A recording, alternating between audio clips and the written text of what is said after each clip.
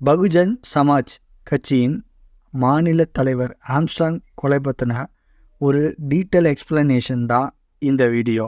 இந்த வீடியோவில் என்னெல்லாம் பார்க்க போகிறோன்னா, யார் இந்த ஆம்ஸ்ட்ராங், ரெண்டாவது எங்கே கொலை நடந்தது, மூணாவது கொலைக்கான காரணம் என்ன, நாலாவது கொலை பண்ண போட்ட பிளான் என்ன, அஞ்சாவது எத்தனை தடவை ஸ்கெட்ச் போட்டாங்க. இதை பற்றின ஒரு டீட்டெயில் எக்ஸ்பிளனேஷன் தான். டீட்டெயில் எக்ஸ்பிளனேஷன்னா ரொம்ப போயிருன்னு நினைக்க வேண்டாம், 5 நிமிஷத்துக்குள்ளே முடிச்சிடலாம். ஓகே, இது வரைக்கும் சப்ஸ்கிரைப் பண்ணாதவங்க சப்ஸ்கிரைப் பண்ணிக்கோங்க. வணக்கம், நான் உங்கள் பிஜே. 5ஆம் தேதி தமிழ்நாட்டையே ஏன் இந்தியாவையே உலுக்கிய ஒரு சம்பவம். போலீஸாரோட விசாரணையில் நிறைய ஷாக்கிங்கான தகவல் வெளிவந்திருக்குது. யார் இந்த ஆம்ஸ்ட்ராங்? அவர் ஒரு அட்வொகேட், சென்னை மாநகராட்சியோட முன்னாள் கவுன்சிலர், அப்புறம் தீவிர அரசியல்வாதியும் கூட. சென்னையில் ஒரு மெகா பேரணியை ஏற்பாடு செஞ்சு அந்த கூட்டத்துக்கு உத்தரப்பிரதேச முன்னாள் முதலமைச்சரான மாயாவதியை, அதாவது பகுஜன் சமாஜ் கட்சியின் தலைவரான மாயாவதியை கூப்பிட்டு பேரணியை நடத்தினது தான் அவரோட அரசியல் வாழ்க்கையிலேயே ஒரு திருப்பு முனையை அந்த பேரணி ஏற்படுத்திடுச்சு. எங்கே கொலை நடந்தது? நைட்டு ஒரு 7 மணி இருக்கும். சென்னை பெரம்பூர் பகுதியில் வீட்டுக்கு முன்னாடி நின்று பேசிக்கிட்டு இருந்த ஆம்ஸ்ட்ராங்கை ஒரு கும்பல் வெட்டி இருக்கு சரமாரியா.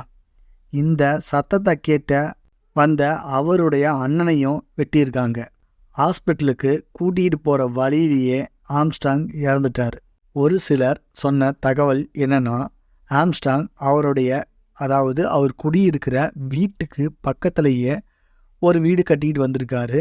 அதை அடிக்கடி பார்க்கறதுக்காகவும் அங்கே போயிருக்காரு. அப்படி அந்த வீட்டை பார்க்க அந்த பக்கம் போனப்போ ஃபுட் டெலிவரி பண்ணுற பாய்ஸ் மாதிரி ட்ரெஸ் போட்டுட்டு வந்த 2 பேர் அவர்கிட்ட பேச்சு கொடுத்தப்போ, அண்ணா அண்ணா பின்னாடி திரும்பி பாருங்க அப்படின்னு ஒரு குரல் கேட்டுச்சு. அவர் சடனாக திரும்பி பார்க்கும்போது இந்த பக்கம் அவரை வெட்டியிருக்காங்க அப்படின்னு சொல்லியிருக்காங்க. அடுத்தது கொலைக்கான காரணம். ஆற்காடு சுரேஷ் போன வருஷம் பட்டினப்பாக்கத்தில் வச்சு வெட்டி கொலை செய்யப்பட்டார். அந்த கொலைக்கு ஆம்ஸ்ட்ராங் தான் காரணம்னு அவருடைய குடும்பத்தினர் நினச்சிக்கிட்டு வந்திருக்காங்க. இதனால தான் ஆம்ஸ்ட்ராங்கை கொலை பண்ண பிளான் போட்டு இருக்காங்க. அடுத்தது ஸ்கெட்சு போட்டு கொலை பண்ணின கொலைகாரர்கள். ஃபஸ்ட்டு ஜூலை 5ஆம் தேதி ஆற்காடு சுரேஷ் பிறந்த நாள். அன்னைக்கு இல்லைன்னா ஆகஸ்ட் 18ஆம் தேதி அவருடைய இறந்த நாள். அன்னைக்கு கண்டிப்பாக கொலை பண்ணணும்னு ஃபஸ்ட்டு பிளான் போட்டிருக்காங்க. இதுக்காக ஆம்ஸ்ட்ராங்கை தொடர்ந்து ஃபாலோ பண்ணிட்டு வந்திருக்காங்க.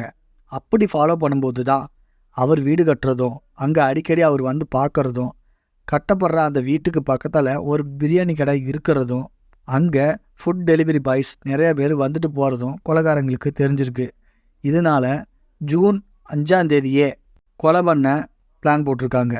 ஆம்ஸ்ட்ராங்க்கு கராத்தா நல்லா தெரியும். அவர் நம்மளை கண்டுபிடிச்சிடக்கூடாதுன்னு கொலைகாரங்க ஃபுட் டெலிவரி பண்ணுற பாய்ஸ் மாதிரி 4 பேர் ட்ரெஸ் போட்டு வந்திருக்காங்க. அதில் 2 பேர் ஒரு பக்கமும், சப்போஸ் ஆம்ஸ்ட்ராங் தப்பிச்சிட்டா இந்த வழியில் தான் ஓடுவார்னு இன்னொரு வழியில் 2 பேரும் எப்படியும் வெட்டிடலான்னு ஸ்கெட்சு போட்டு கொலை பண்ணியிருக்காங்க.